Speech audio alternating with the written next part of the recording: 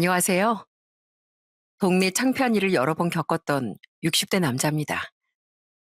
사람이 어디 말하기 가장 창피한 일 중 최고는 뭐라고 생각하시나요? 물론 사람마다 다르겠지만 제겐 그런 것이 바로 가정에서 일어난 일이었어요. 내 가정 안에서 일어난 불미스럽고 추잡한 일은 괜시리 세상 앞에서 정말 큰 부끄러움을 주더라고요. 저는 그 창피한 일을 단 한 사람의 가족 때문에 몇 번이나 겪어야 했는데요.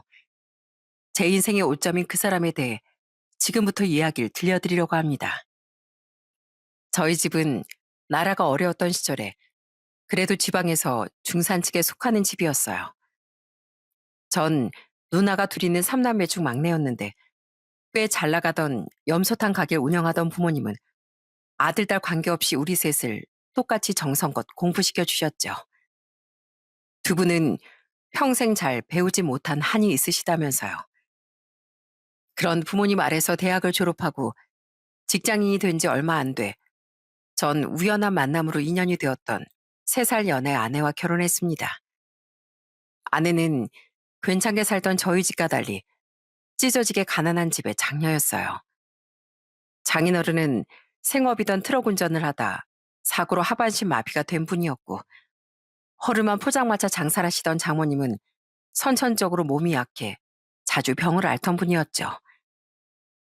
게다가 아내에겐 당시 아직 고등학생이던 5살 아래 여동생과 그보다 1살 더 아래의 남동생까지 있었습니다. 저는 착하고 효녀였던 아내를 위해 처가의 사회 노릇을 다 하려고 노력했어요. 장인어른 휠체어가 자꾸 삐걱거리네. 저번에 보니까 바퀴도 자주 빠지던데. 그래도 그게 어디야. 멀쩡한 휠체어 사려면 얼마나 비싼데.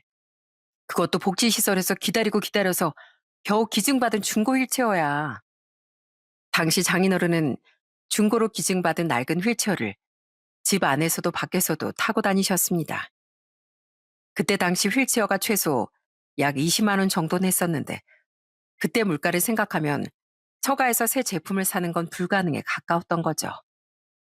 그래서 장인어른은 바깥 외출은 거의 하지도 못하고 집에만 계셨는데요. 그게 너무 가슴이 아파 전 제 월급을 모으고 모아 새 휠체어를 사드렸답니다. 장인어른, 불편해도 집에선 원래 쓰시던 휠체어 조심조심 쓰시고요. 밖에선 이 휠체어 쓰세요. 집에만 맨날 있기 답답하셨잖아요. 앞으로 제가 직접 휠체어 밀고 좋은 곳 많이 모셔다 드릴게요. 어찌나 좋아하시던지 그동안 아끼고 아낀 보람이 차오르더군요. 이후 전 약속대로 장인 장모님을 모시고 가까운 저희 지방의 근교부터 먼 지방까지 시간과 여유가 되는 대로 정말 많이 돌아다녔습니다. 늘 팍팍한 현실에만 쫓겨 살던 두 분은 정말 즐거워하셨죠. 아줌마, 이 계란말이에서 쉰내 나잖아. 이런 걸 어떻게 손님한테 내놔? 장사 이따위로 할 거야? 나 오늘 술값 못 내. 나중에 배 아프면 병원비까지 청구할 거야. 죄송합니다, 손님. 강서방, 그냥 두게. 저 양반 이 주변에선 유명한 진상이야. 괜한 걸로 꼬투리 잡고 돈 안 내려고 하는 거로 말이야. 괜히 건드리면 귀찮아지니까 그냥 보내세. 저는 노포를 하며 안주와 술을 팔던 장모님을 도우러도 자주 갔었습니다. 전에야 직장 생활을 하며 아내가 자주 도우러 갔다는데, 저와 결혼한 후 아내는 직장을 그만두고 아들과 딸을 돌보고 살림을 하느라 여유가 많이 없었거든요. 그래서 제가 퇴근길에 한 번씩 들러 잡일을 돕고 가끔은 마감까지도 거들어드리곤 했죠. 여자 혼자 몸으로 술 장사를 한다는 게 얼마나 고달프실까 하고 마음이 아팠으니까요. 그러다 한 번씩은 장모님 대신 술 진상을 퇴치하기도 했습니다. 저런 놈은 건장한 남자 사장 있는 곳에선 절대 못 그래요. 여자 혼자 하는 곳이니까 만만해서 그런 거라고요. 제가 2번 다시 못 오게 해드릴게요. 이봐 당신, 나도 아까 계란말이 해서 먹어봤고 오늘 나간 계란말이가 몇 갠데 당신만 그 난리야? 만약 내가 먹어봤는데 멀쩡하면 그땐 영업 방해한 대가까지 다 치르게 될 줄 알아. 알았어? 뭐? 당신이 뭔데? 나 이 포장마차 사장님 아들이다. 감히 우리 어머니 업장에서 생떼를 써? 어디 정중히 우리 어머니께 사과드리고 영원히 사라질래? 끝까지 해볼래? 내가 자라면서 태권도에 권투까지 안 해본 운동이 없는 사람이야. 역시 그런 놈들은 강약 약강의 표본이더군요. 제가 아들이라는 말을 듣자마자 그놈은 슬그머니 사과라더니 꼬리를 말고 도망가 버리더군요. 전 그 뒤에 대고 또 오면 그땐 가만 안 둘 줄 알아 하고 소리쳤죠. 우리 아들보다도 자네가 훨씬 듬직하구만. 고맙네 강서방. 아휴, 우리 사이 내가 아주 업고 다니고 싶어. 저를 많이 예뻐해 주시던 장인 장모님이 저도 참 좋았습니다. 제 또 다른 부모님이셨으니까요. 그리고 전 처음부터 절 형부, 매형하고 잘 따르던 처제와 처남도 제 동생이라는 생각으로 정말 잘 챙겨줬어요. 저는 대학에 가고 싶어 하던 처제를 재수까지 시켜 대학에 보내줬습니다. 그리고 마찬가지로 대학을 가고 싶어 하던 모범생 처남의 대학 학비도 열심히 내주었고요. 물론 제가 괜찮은 회사를 다녔다고 해도 월급에 한계는 있었어요. 그래도 자식들에게 못해주는 것을 많이 가슴 아파하던 장인 장모님과 그런 가족들을 보며 눈물 짓던 아내를 생각하면 어떻게 해서든 도와주고 싶더라고요. 심지어 그걸 알게 된 저희 부모님마저 처제와 처남의 학비를 조금씩 보태주셨고요. 어머닌 화들짝 놀라던 아내에게 이렇게 말씀하셨죠. 석재가 잘 알겠지만 우린 배움에 아주 한이 맺힌 사람이다. 그래서 운 좋게 염소탕 집이 잘 된 후론 어려운 학생들을 위해 후원도 기부도 꾸준히 하고 있었어. 그런 우리가 간절히 공부하고 싶어하는 네 동생들을 왜 못 도와주겠니? 생파 모르는 남도 도와주는데 우린 가족이잖아. 평소에 우리에게 너무 잘하는 네가 예뻐서 더 도와주고 싶은 거니까 그냥 감사합니다 하고 받아둬. 물론 저희 부모님은 훌륭한 분들이셨습니다. 그래도 그동안 아내가 저희 부모님께 정말 잘했기에 두 분도 아내가 끔찍이 생각하던 동생들을 도와주셨던 거예요. 그리고 기특하게도 나중에 번듯한 직장인이 된 처제와 처남은 열심히 돈을 모으더니 저와 저희 부모님에게 받았던 도움을 다 갚더라고요. 전 그렇게 절 오빠, 형처럼 따랐던 두 사람의 결혼식장에선 아내와 함께 혼주석에도 앉게 됐습니다. 처제는 처제 나이 30에 처남은 그로부터 2년 뒤 결혼을 했는데요. 처제가 결혼식을 올리기 전 장인 장모님이 차례로 세상을 떠나셨거든요. 원래 몸이 약하셨던 장모님은 처남이 대학을 졸업한 직후 하늘로 가셨고 그로부터 2년 뒤 장인어른도 그 뒤를 따라가셨어요. 그래서 비계단 자신들의 혼주석에 두 사람은 꼭 우리가 앉아줬으면 하더라고요. 여보, 난 전생에 나라를 구했나 봐.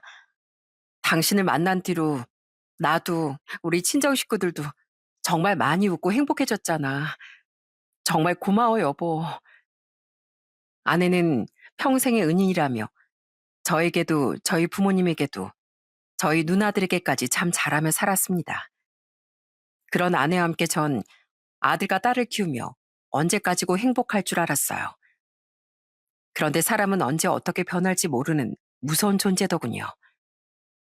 당신이, 당신이 어떻게 이럴 수가 있어? 내가 당신한테, 당신 가족한테 어떻게 했는데, 어떻게 내 가슴에 이렇게 큰 비수를 꽂아? 미안해, 여보. 내가 잠깐 정신이 나갔었나 봐. 이제 난 아줌마라 당신 말고는 아무도 여자를 안 봐줄 거라고 생각했는데, 하도 나더러 예쁘다, 귀엽다 하는 말에 넘어가서 그만. 그토록 믿었던 아내는 아내 나이 41살에 제 심장을 갈기갈기 찢어 놓았습니다. 아내는 애들이 초등학교 고학년에 올라갈 때부터 맞벌이를 시작했는데요. 그 직장 여자들과 회식을 하고 2차로 나이트를 갔나 보더라고요. 그런데 그곳에서 만난 외 노총각과 바람이 났던 겁니다. 제가 어떻게 알았냐고요? 소름 돋고 토악질이 나올 것 같은 두 사람이 주고받은 러브레터를 제가 우연히 아내 화장대 서랍에서 발견했거든요. 그 역겨운 편지를 보고 아내를 추궁해 모든 걸 알아냈던 거죠. 하늘에 있는 별님보다 애틋하고 사랑스러운 당신? 당신 아주 문학소녀였나 봐. 그걸 애들이 보기라도 했으면 어쩌려고 그런 데다가. 당신이 그러고도 엄마야? 어떻게, 다른 사람도 아닌 당신이 어떻게 이런 짓을 벌이냐고. 미안해, 여보. 근데 나 진심으로 그 사람 만난 거 아니야. 그냥 너무 설레서 내가 20대 꽃다운 나이로 돌아간 것 같아서 그랬어. 그 느낌이 좋아서 그랬던 거지. 나한텐 당신 하나뿐이야. 그걸 말이라고 해? 변명으로 들리겠지만 진짜야. 너무 어릴 때부터 힘든 집안 장녀 노릇하고 결혼하고 나서도 가정에만 충실해서 사느라 나도 모르게 답답함이 쌓였었나 봐. 여보, 우리 애들 지금 한창 예민한 사춘기잖아. 지금 부모가 이혼한다고 하면 애들이 얼마나 상처받겠어. 그러니까 우리 애들 생각해서라도 제발 한 번만 용서해줘. 그때 아내는 손이 발이 되도록 빌더라고요. 최대한 조용히 하려고 했건만 아내가 울부짖던 소리가 제 목소리보다도 더 컸습니다. 결국 그 소리를 듣고 아이들이 몰래 안방에 귀를 대본 모양이더라고요. 다음날 아이들은 저에게만 따로 눈물을 뚝뚝 흘리며 물었죠. 아버지, 어머니랑 이혼하시는 거예요? 그럼 저희 누구랑 살아요? 아빠, 저 무서워요. 엄만 대체 왜 그런 거래요? 이젠 우리가 싫은 거래요? 아니야. 니들 엄마가 너희를 얼마나 끔찍이 아꼈는지 알잖아. 근데 왜 너희가 싫겠어? 아빠도 조금만 생각할 시간을 갖게 해다오. 미안하다 얘들아. 당시 저희 아들이 17, 딸이 14살이었습니다. 너무 큰 배신감에 바로 이혼해버리려고 했건만 한창 질풍노도의 시기를 보내고 있던 아이들이 받을 상처가 너무 걸리더라고요. 아내에 대한 미련이 아니라 가장 중요한 시기에 큰 혼란을 겪을 아이들이 제 발목을 잡았죠. 아내는 한 번만 용서해달라며 몇 날 며칠을 무릎 꿇고 빌었습니다. 심지어 모든 걸 알게 된 처제와 처남까지 집에 찾아와 아내에게 비난을 퍼붓더라고요. 뭐? 언니가 바람 피운 걸 우리더러 와서 형부 좀 설득해달라고? 우리가 미쳤어? 형부가 우리한테 어떻게 해줬는데 그런 형부를 배신해? 뭘 잘했다고 우리한테 전해서 그딴 소리를 하냐고. 언니 같은 사람이 우리 언니라는 게 부끄럽다. 어? 매영, 솔직히 우리 조카들 생각하면 매영이 한 번만 용서해줬으면 하는 것도 사실이에요. 누나 때문이 아니라 조카들이 너무 상처받을까 봐요. 근데 매영이 누나를 버린다고 해도 우린 매영 편이에요. 정말 죄송해요. 두 사람에게 도움을 요청했던 아내는 본전도 찾지 못했습니다. 그 뒤로도 계속 고민을 하던 전 도저히 분이 풀리지 않아 그 상간남이란 놈이 운영하던 막창집을 찾아갔어요. 그리곤 그놈의 멱살을 잡고 흔들며 소리쳤죠. 누, 누구신데 이러세요? 누구냐고? 나 양문영이 남편이다. 야, 노총각이면 어디 가서 이혼녀나 노처녀나 만날 것이지. 어디서 감히 애들까지 있는 유부녀를 꼬셔? 손님들은 수군대고 그놈의 얼굴은 시뻘개지고 난리도 아니었습니다. 그놈은 제게 무릎을 꿇고 싹싹 빌었죠. 이후 결국 전 그놈에게만 위자료를 청구하고 아내의 외도를 한 번은 눈 감아주기로 했습니다. 그동안 저희 부모님에게 정말 잘했던 것과 아이들을 끔찍이 위하는 엄마였다는 거. 거기에 가장 중요한 저희 아이들의 마음을 위해서요. 아낸 2번 다시 이런 일 없을 거라며 제게 고맙다고 말하더군요. 아이들은 우선 부모가 이혼하지 않는다는 말에 그제 안심을 하는 것 같더라고요. 하지만 아이들도 자신들의 엄마에게 실망했는지 그 이후론 아내에게 좀 서먹해지더라고요.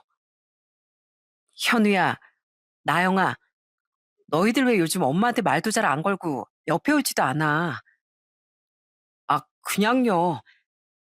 엄마 서운하다. 자식들을 많이 사랑했던 아내는 큰 상처를 받은 듯 했습니다. 하지만 그게 자신의 업보인 걸 뭐 어쩔 수 있었겠어요. 그래도 전 엄마를 미워하는 일이 아이들의 심리에 큰 영향을 줄까봐 어떻게든 그런 아이들의 마음을 보듬어 주려고 노력했습니다. 그렇게 저희 집안은 정과는 다른 묘한 기류가 흐르긴 했지만 그래도 조금씩 안정을 되찾아갔죠. 석재야, 뭐든 지나간 일에 매달리면 삶이 더 고달파지는 법이다. 엄마 말 무슨 말인지 알지? 애들 생각해서라도 애미랑 다시 잘 지내고 있는 거 맞지? 엄만 네 걱정이 돼서 통 눈을 감을 수가 없구나. 아니에요, 어머니. 저 집사람이랑 얼마나 잘 지낸다고요. 걱정하지 마세요. 그로부터 7년 뒤 저희 어머니가 병환으로 세상을 떠나셨습니다. 괜히 걱정하실까 숨기려 했건만 저희 딸이 서먹해진 저와 아내의 사이를 걱정하던 저희 어머니께 아내의 바람에 대한 말을 해버린 모양이었어요. 이미 끝난 일이니 두 분은 성격상 말을 보태진 않으셨는데요. 실은 계속절 걱정하셨던 것 같더라고요. 돌아가시기 전 어머닌 저런 말을 남기셨거든요. 그리고 어머닌 그동안 죄송해서 어머니 얼굴도 잘 못 쳐다보던 아내의 손을 잡고 이렇게 말씀하셨어요. 애미야, 그동안 네 입으로 말을 꺼낼 수도 없어서 나한테 죄송하다 말도 못하고 소갈이 많이 했지? 어머님, 더 일찍 용서 빌지 못해서 죄송해요. 전, 전, 됐다. 물론 네가 원망스럽지 않았던 건 아니었다. 그래도 지나간 일로 계속 서로 헐뜯고 원망해봐야 무슨 소용이겠니? 네가 정말 나랑 네 시애비한테도 석재한테도 미안해하면 지금까지처럼 앞으로도 석재랑 애들한테 잘하면서 살면 된다. 그러면 돼. 나 앞으로는 하늘에서 네 걱정 안 해도 괜찮지? 네, 어머님. 저 그때 이후로 직장도 바로 다른 곳으로 옮기고 회식도 제대로 참석한 적 없이 집만 알고 살았어요. 믿어주세요. 하늘에서 어머님 걱정 안 하시도록 앞으로도 가정에만 충실하면서 살게요. 저 용서해 주셔서 감사해요, 어머님. 아내는 어머니에게 용서를 빌며 정말 서럽게 울더라고요. 그렇게 어머니는 마지막까지 참 마음이 넓은 분이었습니다. 어머니가 돌아가신 후 아버진 염소탕 집을 제게 물려주셨어요. 어머니도 떠나셨으니 이젠 아버지도 좀 쉬고 싶으시다면서요. 당시 제가 회사에서 젊은 친구들에게 치이며 승진에서도 계속 누락됐던 걸 아셨거든요. 저희 부모님의 가게 매출이 제 월급보다도 많았기에 전 감사한 마음으로 가게를 물려받아 운영하기 시작했죠. 비록 아내는 여전히 자신이 다니던 마트 일을 계속하긴 했지만 다른 직원들의 도움을 받으니 저 혼자서도 충분히 해나갈 수 있겠더라고요. 어머니가 돌아가신 뒤에도 시간은 계속 흘러갔습니다. 그새 저희 아들은 번듯한 회사에 취업을 했고 저희 딸은 은행원이 되었죠. 그렇게 저희 어머니께서 돌아가신 지 10년 뒤쯤 아들이 결혼할 아가씨를 집에 인사시켜 주더군요. 그때 두 아이가 만난 계기를 듣곤 깜짝 놀랐어요. 참하고 착해 보이던 그 아가씨를 바로 저희 딸이 아들에게 소개시켜 준 거더라고요. 유경이 언니가 나이도 입사도 1년 선배인데요. 저를 얼마나 잘 챙겨줬는지 몰라요. 은행에 괜히 텃세 부리는 사람이 좀 있었는데 유경 언니 아니었으면 저 진짜 힘들었을 거예요. 오빠한테 언니가 좀 아깝긴 한데 그래도 언니 같은 사람이 가족이면 너무 좋겠다 싶어서 제가 자리 좀 만들어줬죠. 오빠, 유경이 언니한테 진짜 잘해. 언니 같은 사람 또 없어. 야, 그건 나도 아는데 이 오빠 좀 서럽다. 너 내 동생 아니냐? 아이들이 하는 이야기를 들어보니 예비 며느린 정말 참하고 착한 아이 같더군요. 그날 보니 하는 말이나 행동도 정말 예의 바른 아이더라고요. 들어보니 엄한 아버지 아래에서 자랐다는데 가정교육을 정말 잘 받은 티가 나더라고요. 두 아이는 그해 가을쯤엔 결혼식을 올리고 싶다고 말하곤 양가 허락을 받고 상견례 전에 예식장부터 예약했습니다. 그런데 그로부터 며칠 뒤 재료 소진으로 인해 평소보다 일찍 퇴근을 하던 전 저희 집 아파트 입구에서 아주 기가 막힌 광경을 보게 됐어요. 아휴, 헤어지기 싫다. 우리 배부르니까 입가심으로 근처에서 술 딱 한 잔만 더 하다 갈까? 그러다 자기 남편이라도 마주치면 나 지금도 괜히 심장이 콩닥거리는데. 우리 남편 가게 마감 시간까지는 아직 좀 더 남았어. 한 1시간 안에 후딱 먹고 헤어지면 되지. 그럴까? 나도 우리 문영이랑 헤어지기 싫었는데. 제 눈앞에 중년의 남녀가 찹쌀떡처럼 꼭 붙어 끌어안곤 서로의 볼에 뽀뽀를 하고 머리를 쓰다듬고 아주 난리 부르스를 추고 있더라고요. 그런데 그게 누구였는지 아십니까? 바로 제 아내였어요. 제 아내는 기가 막히게도 집 바로 아래에서 웬 낯선 놈과 그 회개한 광경을 연출하고 있었던 겁니다. 하도 어이가 없어서 저는 잠시 그 자리에 얼어붙어 그 광경을 지켜봤어요. 그러다 중간부턴 정신을 차리고 우선 증거 동영상을 남겼죠. 네, 그렇게 2번 다신 그런 일 없을 거라며 싹싹 빌었던 아내는 또다시 바람이 났던 거예요. 저보다 약간 어려 보이는 그 남자를 보니 아내가 외모에 홀딱 넘어갔나 싶더라고요. 키도 크고 외모도 느끼한 것이 꼭 제비처럼 생겼었거든요. 증거도 다 남겼겠다. 저는 바로 현장을 덮쳤습니다. 야, 이 더러운 것들아. 지금 여기서 뭐 하는 거야? 더러운 거? 당신이 뭔데? 자기야. 우리 남편이야. 뭐? 자기 남편이라고? 아니, 퇴근하려면 멀었다며? 아, 몰라. 여, 여보. 그놈은 제 목소리에 순간적으로 객기를 부리려고 하더군요. 하지만 곧 제 정체를 알고는 아내와 함께 얼굴이 파랗게 질리더라고요. 그놈은 비겁하게도 바로 줄행랑을 치려고 했습니다. 저는 바로 달려가 그놈의 목덜미를 꽉 잡았죠. 감히 어딜 토껴? 야, 감히 가정도 있는 유부녀를 꼬셔? 당장 무릎 안 꿇어? 발뺌할 생각은 하지도 마. 내가 증거 다 남겨놨으니까. 전 허약해 빠진 그놈을 억지로 무릎 꿇렸습니다. 아스팔트 바닥에 무릎을 찍은 그놈은 아팠는지 윽 소리를 내더라고요. 그러자 뻔뻔하게도 아내가 제 팔을 잡고 말리며 소리치지 않겠어요? 우리 영규 씨 못 살게 굴지 마. 내가 좋아하는 사람이야. 소중한 사람이라고. 뭐? 당신 지금 바람 피우다 현장 걸린 사람이야. 그것도 나한테 지금 바람을 2번째 걸린 거라고. 근데 감히 내 앞에서 저놈 편을 들어? 전엔 그냥 지나가는 바람이었지만 이번엔 달라. 나 영규 씨 진심으로 좋아한단 말이야. 말로 해, 말로. 당신 야만이냐? 자기야, 많이 아프지? 괜찮아. 맞습니다. 우리 문영이 우리 진심으로 사랑하는 사이예요. 물론 제가 죄인인 건 알지만 사랑이 죄는 아니잖아요. 제 잘못은 인정합니다. 사과드리겠습니다. 하지만 문영이에 대한 마음을 어쩌지 못한 일은 절대 후회하지 않습니다. 문영인 한 번 사별하고 평생 혼자 살아온 제게 겨우 다시 만난 인생의 빛이었습니다. 영균 씨, 정말, 정말 감동이야. 그때 전 제가 무슨 막장 3류 드라마를 보고 있는 줄 알았습니다. 그 연놈들은 뭘 잘했다고 서로 제 앞에서 세계의 사랑놀이를 하고 있더라고요. 전 상간남 주제에 뻔뻔하게 그지없었던 그놈의 얼굴에 손을 날려버렸어요. 뭐, 빛? 내가 진짜 눈앞에 빛이 번쩍하게 해주마. 하고 소리치면서요. 그대로 나동그라진 그놈은 자신의 코를 부여잡고 아까거렸죠.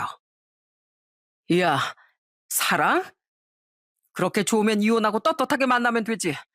왜 더럽게 남의 자식들도 같이 사는 집 앞에서 몰래 만나고 있어? 네가 진짜 멀쩡한 놈이었으면 유부녀를 꼬여낼 생각은 절대 못했을 거야. 그런 놈이 어디서 입만 살아서 나불거려? 어? 여보, 내가 말로 하랬지 말로. 시끄러워. 다음은 당신 차례야. 전 여전히 절 막아서려던 아내의 뺨도 바로 내리쳐버렸습니다. 사실 그놈보다 아내에게 몇백 배는 더 화가 났으니까요. 저는 뻥진 아내를 보며 악을 썼죠. 당신이 사람이면 적어도 요만큼의 양심이라도 있었으면 날 이렇게 배신했으면 안 되지. 당신한테, 그리고 당신 가족한테 그렇게 잘한 날, 한 번 배신한 걸로는 성에 차지도 않았어? 전에 바람 피웠을 때도 한 번만 봐달라고 죽을 죄를 졌다고 그렇게 빌었잖아. 당신 근데 어떻게 또 이렇게 날 배신할 수가 있어? 당신은 나뿐 아니라 우리 애들 가슴에도 씻을 수 없는 상처를 입힌 거야. 애들이 보기라도 하면 어쩌려고 여기서 대체 이러고 있었냐고. 이 쓰레기 같은 여자야. 나도 이러고 싶지 않았어. 나도 두 번 다시 당신 배신하고 싶지 않았다고. 그런데 사람 마음이 마음대로 안 되는 걸 어떻게 그럼. 그래, 기왕 이렇게 된 거 그냥 이혼해. 당신도 어차피 나랑 살 생각 없잖아. 당신한테 내가 세상에서 제일 나쁜 여자가 되겠지만 그래도 난 어차피 한 번 사는 인생 내가 좋아하는 사람이랑 살고 싶어. 그래, 살아. 누가 붙잡어? 그러니까 전에 내가 이혼하자고 할 때 그냥 했으면 되잖아. 당신 같은 여자를 만난 건 내 인생 최악의 실수였어. 근데 당신 이거 하나 똑똑히 알아둬. 당신 이번 일로 그래도 한 번은 당신을 용서했던 우리 애들의 엄마 자격도 영원히 잃었다는 거 알았어? 이혼은 이혼이고 그건 그거지. 내가 우리 애들을 얼마나 정성스럽게 키웠는데 왜 내가 애들 엄마가 아니야? 애들도 당장은 서운해도 분명히 이 엄마 행복 빌어줄 거야. 우리 애들이 얼마나 착한데. 정말 황당했습니다. 그 와중에도 아내는 끝까지 부끄러운 줄 모르더군요. 하지만 그런 아내의 착각을 바로 부숴버린 사람이 있었어요. 그건 바로 집에 있었는지 함께 재활용 쓰레기를 한가득 버리러 나왔던 저희 애들이었습니다. 아니요. 저랑 나영인 당신 같은 사람 행복 빌어줄 생각 조금도 없는데요. 깜짝 놀랐습니다. 목소리가 들린 곳으로 고개를 돌려보니 아이들이 재활용거리들을 잔뜩 들고 아파트 건물 유리문에서 나와 다가오고 있더라고요. 어디서부터 들었던 건지 아이들은 잔뜩 굳은 표정으로 다가와 당황한 아내에게 말했죠. 현우야, 나영아. 안에서 대충 다 들었는데요. 어머니 정말 대단하시네요. 저랑 나영이랑 한 번씩 후회했던 일이 뭔지 아세요? 어머니가 처음 바람 피웠을 때 무서워서 아버지 발목을 잡은 일이었어요. 한 번씩 어딘가 괴로워 보이는 아버지 표정을 볼 때마다 어머니가 얼마나 미웠다고요. 그런데 또 밖에서 이런 짓을 하고 다녔어요? 진짜 우린 지금 어머니가 사람으로도 안 보여요. 엄마, 오빠도 나도 지금부터 엄마 없는 셈 칠 거예요. 이해? 엄마 행복? 그건 다 저 아저씨한테 빌어달라고 하세요. 우린 엄마 버리고 앞으로는 아빠만 챙기면서 살 거니까. 아빠를 또 배신한 순간부터 엄마는 아빠뿐 아니라 우리도 버린 거라는 거 잊지 마세요. 아니 얘들아, 아무리 그래도 내가 너희를 어떻게 키웠는데. 들었지 애들 말? 내가 결혼에 실패했어도 애들은 강하게 잘 키웠네. 당장 집에 가서 짐 싸서 나가. 내 아내도 애들 엄마도 아니게 된 당신이 있을 곳은 우리 집 어디에도 없으니까. 아내는 전 몰라도 아이들에게까지 버림받은 줄은 몰랐던 모양이었습니다. 결국 그날 아내는 짐을 싸서 그놈의 집으로 가더라고요. 그러면서 자기도 자존심이 상했는지 제게 이러더라고요. 그 사람 엄청 성공한 사업가야. 냄새나는 염소탕 같은 거나 파는 당신이랑은 차원이 다르다고. 알아들어? 두고 봐. 애들도 지금은 날 원망하지만 결국 애들도 돈 있는 부모를 더 좋아하게 돼 있어. 당신 알면 알수록 더 실망스러운 사람이네. 무슨 말을 짓거리든 더 듣기도 싫으니까 빨리 가버려. 이 짐승만 못한 여자야. 이후 아내는 황당하게도 재산 분할까지 더 많이 받고자 욕심을 내더라고요. 결국 우린 이혼 소송에 돌입해야 했습니다. 그 와중에 아들의 상견례도 진행해야 했는데 저희 집 사정을 대충 알고 있는 사돈 어른들께 면이 안 서더라고요. 다행히 성격 좋으신 사돈 어른들은 제가 무안하지 않게 대화를 잘 이끌어 주었죠. 다행히 저도 아들도 뻔뻔하게 상견례 자리에 오고 싶어 하던 아내는 절대 못 오게 했었어요. 그렇게 한창 법정 싸움 끝에 결국 아내는 재산 분할 문제에서 한 발 정도 물러섰습니다. 어차피 살아온 세월이 길었기에 그 이상은 더 유리하게 받지도 못할 거라는 변호사의 말도 있었고, 벌써 한 달가량 앞으로 다가온 아들의 결혼식 전엔 이 망신스러운 집안일을 마무리 짓고 싶어 전 그렇게 조금이나마 더 유리한 재산 분할을 받고 이혼을 마무리 지었어요.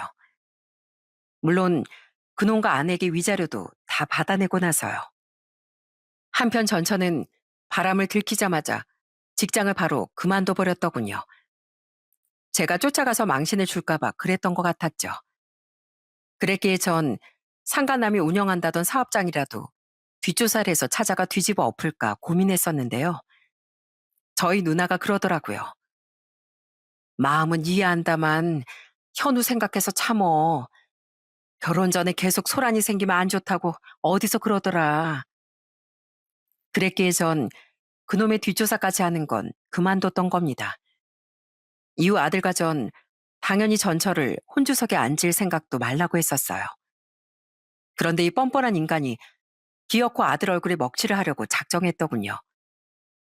아들의 결혼식 날 전 어느덧 80대 중반을 넘긴 아버지를 식장 한 좌석으로 모셔다 드린 뒤 하객 인사를 위해 식장 입구로 돌아왔습니다.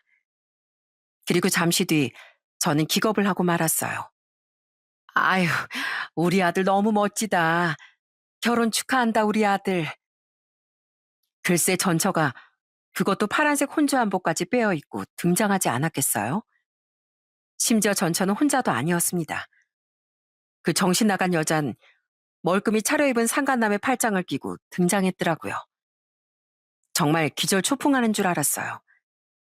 아들과 딸의 얼굴도 완전히 사색이 되었고요. 그곳엔 전처의 얼굴을 알고 있던 제 지인도 친척들도 많았는데 다들 찌찌거리고 난리도 아니었습니다. 뭐야, 현우 엄마 바람 피워서 이혼했다고 하지 않았어? 그러게, 옆에 저 남자가 그 남자인가 본데. 오늘 안 오기로 했다고 들은 것 같은데 세상에 저런 뻔뻔한 여자가 다 있어. 완전 집안 망신이네, 집안 망신이야. 제가 부끄러운 것보다 그날은 아들의 결혼식 날이었잖아요. 사돈 어른들과 그 집안 하객들에게 너무 창피하더라고요. 무엇보다 아들이 당할 창피를 생각하니 피가 거꾸로 솟는 것 같았죠. 전 전처를 바로 내쫓으려 마구 떠밀었어요. 당신 미쳤어? 오지 말랬더니 혼자 몰이 있고 그것도 저놈까지 데리고 와? 현우 체면은 생각도 안 해? 빨리 가. 빨리 가라고. 아, 왜? 아, 내가 내 아들 결혼식도 못 봐야 되는데. 내 평생을 바쳐서 키운 내 자식 결혼식이야. 난 당연히 여기 올 권리가 있다고. 당신만 부모야? 나도 부모야. 하지만 전처는 더욱 뻔뻔하게 나오더군요. 이혼 전에도 그렇게 애들한텐 집착을 하더니 끝까지 부모 자리를 포기 못한 것 같더라고요. 거기다가 아들과 딸도 창피하게 여길 왜 하냐고 난리였는데 전처는 기어코 당황한 사돈 어른들 앞에 서더니 당당히 자기 소개를 했습니다. 안녕하세요. 제가 현우 엄마 되는 사람입니다. 인사가 늦어서 죄송합니다. 여긴 제 새 남편이에요. 혼인신고는 아직 안 했지만 곧 하려고요. 저희 새 남편이 되게 잘 나가는 사업가인데 사돈 어른들께서도 나중에 혹시 도움 필요한 일 있으면 언제든 연락 주세요. 들으셨겠지만 제가 이번에 이혼을 해서 인사를 제대로 못 드렸네요. 전 남편이 상견례 자리도 못 가게 하고 혼주석에도 앉지 말라고 해서요. 그래도 인사 드려야 할 것 같아서 이렇게 왔습니다. 저희 아들이 지금은 저한테 심통이 좀 나 있지만 그래도 천륜인데 그게 얼마나 가겠어요? 그럼 우리 며느리랑도 왕래하면서 어머니 며느라가 할 사이니까 안면은 터야 할 것 같더라고요. 그만 좀 해 당신. 당신이 무슨 엄마 자격이 있다고 여길 와. 제발 현우 망신 좀 그만 시키고 가. 사돈 어른 사부인 정말 면목이 없습니다. 죄송합니다. 전 당장 그 자리에서 쌍욕이라도 하고 싶은 심정을 겨우 참고 전철을 얼른 끌어내려고 했습니다. 그런데 갑자기 사돈 어른이 상간남의 얼굴을 정면으로 보더니 눈이 휘둥그레지시더군요. 그리고 그건 상간남도 마찬가지였어요. 두 사람은 갑자기 서로를 보며 어? 아니, 하고 깜짝 놀라더라고요. 야, 너 혹시 이름이 안영균 아니야? 너 맞지? 아니, 김 반장님 여기 왜 있으세요? 상간남은 점점 얼굴이 홍당무처럼 달아올랐습니다. 그러더니 조금씩 바들바들 떨지 않겠어요? 대체 무슨 사이인지 왜 저러나 싶었는데 그 궁금증은 곧장 풀릴 수 있었어요. 역시 내가 너를 어떻게 잊겠냐? 아이고, 이놈 봐라. 너 지금도 사기치고 다니냐? 어? 예? 아이, 사기라뇨? 저 지금 착하게 살고 있는데. 웃기고 자빠졌네. 너 내 손으로 감옥 보낸 지가 7, 8년 됐는데 출소한 지 그렇게 오래되지도 않았을 거 아니야. 그런데 뭐 성공한 사업가? 그게 말이 돼? 와, 정말 기가 막히더라고요. 맞아요. 저보다 3살 위였던 사돈 어른은 왕년에 강력계 몸을 담았던 형사였습니다. 은퇴 전까지 형사 생활을 굉장히 오래 하셨다고 들었죠. 그리고 상간남은 사돈 어른이 직접 잡아서 감옥까지 보냈던 사기꾼이었던 거고요. 아니, 어떻게 이런 우연이 있을 수 있는지 너무 신기하더라고요. 야, 너 딱 보니까 아직도 정신 못 차리고 또 사기치고 있었구만. 네가 정가 6범이었나? 7범? 왜? 이제 아주 8범으로 진화하고 싶어? 아니에요. 왜 그러세요? 아, 저 지금 정신 차리고 건실하게 일하고 있어요. 그래? 성공한 사업가라며. 그럼 무슨 일 하는데? 어디 말해봐. 너 지금 또 한심한 짓거리 저지르고 있는 거잖아. 사업가 행세하면서 여자 등쳐먹으려고 하는 거 아니야? 계속 그렇게 사돈 어른이 추궁하자 그놈은 우물쭈물하며 아니라는 말만 반복하더군요. 그때 전처는 전에 제 앞에서 그랬던 것처럼 그놈을 또 감싸며 이러더라고요. 저기요, 사람 잘못 봤어요. 우리 남편 그런 사람 아니에요. 떳떳한 사업가라고요. 집도 얼마나 좋은 데 사는데요. 과거? 아이, 뭐 그래요. 그런 거 있을 수 있죠. 그런데 지금은 진짜 건실하게 산다고요. 왜 알지도 못하면서 사람을 망신줘요? 아, 그래요? 그렇게 믿으신다면야. 그래도 분명 전 경고했습니다. 조심하시는 게 좋을 겁니다. 자기야, 나 몸이 좀 안 좋아서 결혼식까지 못 보겠다. 나 먼저 가볼게. 미안. 아이, 여보, 어디가? 아, 나만 두고 어디가? 듣던 저만 해도, 아, 전처가 저놈한테 낚인 건가 싶었는데, 대단한 콩깍지 아닌가요? 뭐라고 구슬린 건지 참 사기꾼은 사기꾼인가 싶더라고요. 그 와중에 그놈은 말도 안 되는 핑계를 대며 바람처럼 줄행랑을 쳐버렸고요. 그리고 혼자 남은 전처도 아이들과 제가 바로 쫓아내버렸어요. 여기 당신 있길 바라는 사람 아무도 없어.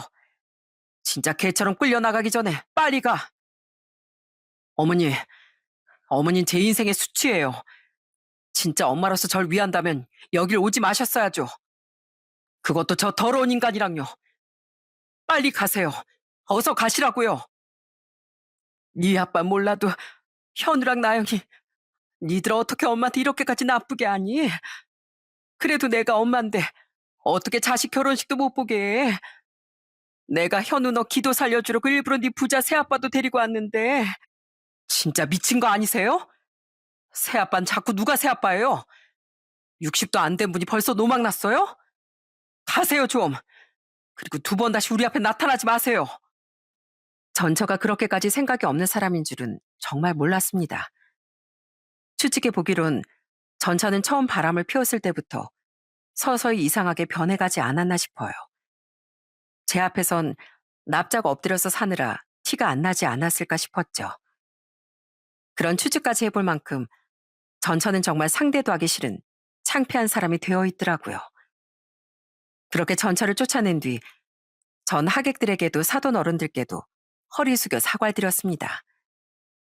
그 험한 꼴을 연로하신 저희 아버진 눈앞에서 못 본 것이 그나마 다행이라고 생각하면서요. 그 뒤 무사히 결혼식은 끝이 났어요. 그리고 아이들이 신혼여행을 떠난 뒤 전 너무 창피하고 죄송한 마음에 사돈 어른들께 술과 식사를 대접했습니다. 감사하게도 두 분은 오히려 절 위로해 주시더군요. 그리고 그때 바깥 사돈은 제게 그놈에 대해 말해 주셨죠. 아무래도 그놈 수상합니다. 그놈 전에도 딱 그 제비 같은 얼굴로 재력까지 있다고 여자들한테 사기쳐서 등골 빼먹던 놈이었어요. 사기 수법이 죄다 비슷했다니까요. 그런데 하도 미꾸라지처럼 잘 빠져나가서 그놈 잡는데 제가 애를 많이 먹었습니다. 전국 방방곡곡 정말 제가 이 잡듯이 뒤져서 겨우 잡았죠. 그래서 그놈을 이름까지 똑똑히 기억하는 거예요. 그런 그놈을 이렇게 희한하게 다시 만나다니 세상 참. 아무튼 안 사돈 조심시키는 게 좋겠습니다. 신경 써주신 건 감사합니다, 사돈. 근데 전 간섭 안 할 겁니다.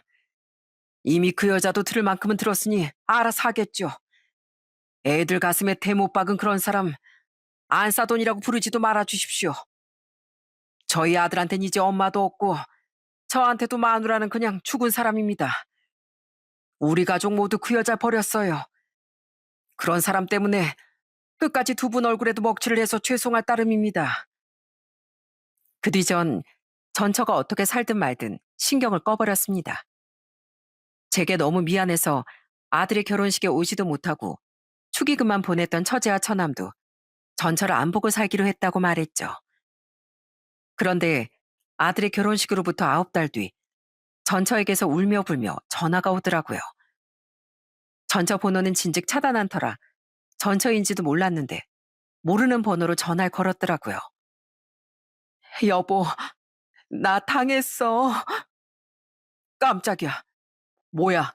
왜 전화했어? 내 얘기 좀 들어봐. 글쎄, 사돈 어른 말이 맞았어. 그놈 제비였어. 사기꾼이었다고. 얼마 전에 그놈이 출장 간다고 나갔었거든. 근데 다음날 갑자기 집주인이라는 아저씨가 찾아왔더라고. 언제 집을 뺄 거냐고. 분명 그 인간이 자기 집이라고 했었는데 놀라서 우선 그 인간한테 전화해보니까 글쎄 없는 번호라고 뜨더라고. 분명 전날까지만 해도 나랑 통화 잘만 했는데 말이야. 알고 보니까 그 집은 월세집이었던 거야. 역시나 그놈은 전철에게 사기를 치고 있었던 겁니다. 그놈은 아들의 결혼식 이후 전철의 새치여로 잔뜩 구슬렸더군요. 그래서 전처는 그놈이 사기 전과범이긴 했지만 개과천선하고 진짜 사업을 시작했다고 믿었다네요.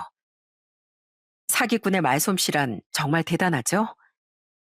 그리고 그놈은 차일피일 혼인신고는 미루면서 전처에게 돈을 뜯어갔다고 합니다. 그 결과 전처는 고작 그 짧은 시간 안에 제게서 재산 분할로 받은 3억이라는 거금을 다 날렸다네요. 내 통장에 지금 딱 3,200만 원 남았어. 알아보니까 그 인간 회사도 다 유령 회사고 차도 다 렌트였더라. 그제야 내가 당했다는 걸 알고 경찰에 신고냈는데 작정하고 도망친 인간은 무슨 수로 잡냐고. 그래서 집주인한테 보증금이라도 받으려고 했더니만 남은 보증금이 없는데 무슨 소리냐는 거야. 그놈이 그동안 월세 계속 안 내서 보증금에서 다 까였다고. 이제 남은 보증금이 없으니까 당장 집 빼라고 왔었던 거래. 그래서 나 직장도 그만두고 가진 돈도 별로 없는데 그 집에서 당장 내일이라도 쫓겨나게 생겼어. 3,200 가지고 무슨 집을 구해. 참 황당하더라고요. 전처가 제게 뭐라고 했는 줄 아시나요?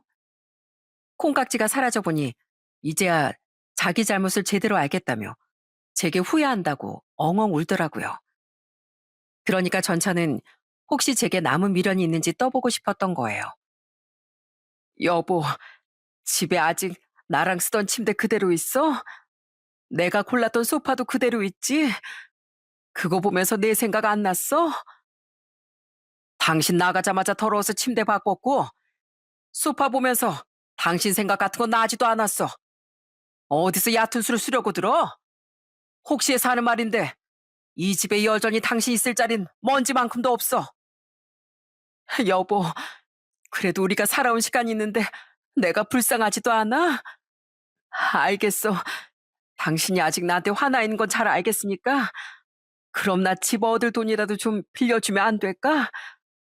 이미 동생들한테 전화해봤는데 나 욕만 착살나게 먹었단 말이야. 뭐가 불쌍해? 왜 불쌍해? 당신하고 당신 집에 그렇게 헌신한 날 2번이나 배신한 당신한테 동정심을 가지면 그게 바로 호구 아니야? 돈? 엄한 놈한테 돈은 다 퍼주고 왜 나한테서 돈을 빌려달래? 꿈깨. 당신한테 주느니 어려운 이웃한테 기부하는 게 100번 1000번 나으니까. 오죽했으면 당신 동생들까지 당신을 외면하겠어. 그렇게 적어도 사람답게 살았어야지. 끊어. 그리고 2번 다시 전화하지 마. 저는 그 염치 없는 여자의 전화를 냉정하게 끊어버렸습니다. 이후 전처는 애들에게까지 연락해 손을 벌리려 했다더군요. 당연히 거절당했지만요. 아이들은 전처에게 이렇게 말했다네요. 제발 좀 창피하니까 연락하지 마세요. 전 어머니 없다고 몇 번을 말해요. 엄마, 한 번만 더 은행으로 찾아오면 진짜 경찰에 확 신고할 거예요. 은행에 새언니도 있는데 진짜 집안 망신 좀 그만 시켜요. 전처는 그래도 자기가 엄마 아니냐며 아이들을 끝까지 원망했다고 합니다. 그래서 결국 아이들은 전처의 번호를 차단해버렸다네요. 저는 가끔씩은 처제와 처남과 계속 연락하고 지냈는데요. 그나마 처제가 어쩌다 한 번씩은 전처의 전화를 받아주는 모양이더군요. 전처는 원룸을 구해 혼자 처량하게 살게 됐고 상간남은 결국 경찰에 체포됐다고 합니다. 하지만 이미 돈은 어디다 다 써버렸는지 전처는 돈을 돌려받지 못했다고 해요. 그놈은 지금은 전처에게 저지른 짓과 그 사이 또 무슨 짓을 저질렀는지 다른 죄까지 더해져 도로 옥살이 신세가 됐죠. 아주 감옥을 제 집처럼 드나드는 한심한 인간이었더라고요. 한편 전 아들이 결혼하며 분가한 뒤 저희 아버지를 집으로 모셨습니다. 전엔 아버지가 혼자 사시고 싶다고 해서 모실 엄두를 못 냈었는데요. 이젠 아들이 분가해서 방도 하나 비겠다. 괜히 아버지가 불편해할 며느리도 없으니 제가 열심히 설득해서 성공했던 거예요. 막상 아버지도 혼자 지내다 함께 부대끼며 살 수 있는 가족이 생기니 참 좋아하시더군요. 아버지, 할아버지, 저희 왔어요. 할아버님, 아유, 우리 할아버님은 갈수록 어떻게 더 정정해지시지? 우리 손주 며느리가 사다 준 보약이며 홍삼이며 열심히 챙겨 먹은 덕분이지. 보고 싶었다가. 아들과 며느린 저희 집에도 자주 찾아오며 잘 살고 있습니다. 가끔 안부 연락을 주고받고 있는 사돈 어른들도 여전히 잘 지내고 계시고요. 저희 아버진 살가운 손주 며느리를 볼 때마다 웃음꽃이 피곤 하시는데요. 그 덕에 며느리인 제 전처에게 받은 배신의 상처를 많이 위로받고 계신 것 같아 참 다행이라고 생각합니다. 그래서 며느리에게 너무 고맙더라고요. 아, 저희 집엔 얼마 뒤 또 다른 경사가 기다리고 있습니다. 저희 딸은 곧 다가올 9월에 결혼식을 올릴 예정입니다. 예비 사위는 소방관으로 참 정의롭고 바른 청년이에요. 사돈어른 되실 분들도 참 좋은 분들인 것 같아 안심이 되더라고요. 그리고 당연히 딸은 전처에게 결혼 소식을 알리지도 않았죠. 생일은커녕 명절에도 만날 가족 하나 남지 않은 전처는 만나주진 않아도 한 번씩 전화는 받아주던 처제에게 서럽다, 다른 사람은 몰라도 자식들이 어떻게 이럴 수가 있냐는 원망을 털어놓았던 모양이더군요. 그래서 짜증이 난 처제도 결국 요즘엔 전처의 전화를 받아주지 않는다고 해요. 그렇게 전처는 형제 자식 모두에게 버림받고 돈도 전부 잃은 채 쓸쓸한 현재를 살고 있습니다. 아직도 정신을 차리지 못한 전처가 앞으로 어떻게 살아갈지, 얼마나 더 비참해질지에 대해 더는 관심 갖지 않으려고 해요. 아무리 100세 시대라지만 제가 내 2다리로 가고 싶은 곳 어디든 자유롭게 돌아다닐 수 있는 날이 얼마나 남았겠습니까? 그러니 그렇게 잘해줬던 절 배신한 전처 같은 사람보단 소중한 저희 아이들, 아버지, 그리고 밝고 즐거운 것들만 챙기고 바라보며 남은 삶을 살아가려고요. 전화 위복이라고 전처가 사라짐으로써 제 남은 인생이 더 행복해지게 될 거라고 믿으면서요. 살아보니 인과응보라는 게 사실 별거 없는 것 같습니다. 내가 떳떳하지 못한 일만 저지르고 살지 않으면 인과응보라는 말을 무서워할 필요가 없다고 생각해요. 반면 잘못을 저지르고 반성조차 하지 않는다면 당연히 맞게 되는 불청객이 바로 인과응보라는 녀석이더라고요.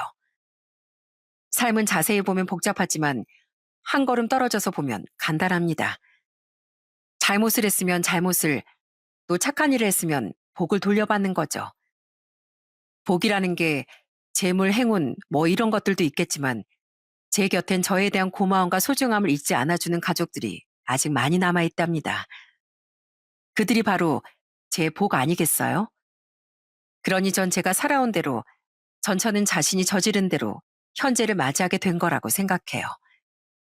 그러니 여러분께서도 이 단순한 이치를 따라가는 인생을 전혀 두려워할 필요 없게 항상 떳떳한 나날을 살아가시길 바랍니다. 그럼 전 이만 여기서 이야기를 마치고 인사드릴게요.